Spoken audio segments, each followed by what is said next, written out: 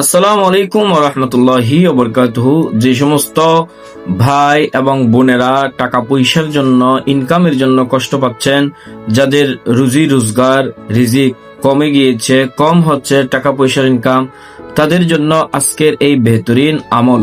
এই আমলটা যদি আপনারা জোহরের নামাজে পড়তে পারেন, আমল করতে পারেন, তাহলে আল্লাহর অশেষ কৃপায় দয়ায় আপনার রেজাউল গায়েব থেকে মদত আসবে ইনশাআল্লাহ তাআলা, এবং আপনার কখনো রিজিক ফুরাবে না, কম হবে না, এবং ইনকামের রাস্তা বৃদ্ধি পাবে, ইনকামের রাস্তা খুলে যাবে।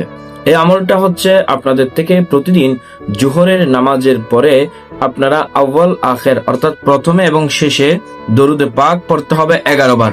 মাঝখানে আপনাদের থেকে 11 বার সূরাতুল ইখলাস বিসমিল্লাহর সহিত পড়তে হবে। এরপরে 3 বার আপনাদের থেকে সূরাতুল কাউসার পড়তে হবে।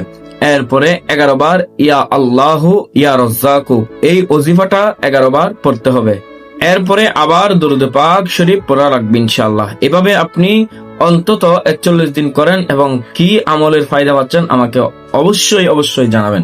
আমলের এজাজতের জন্য আপনারা কমেন্টের মধ্যে আপনাদের নাম এবং সবকিছু আপনারা দিয়ে রাখেন।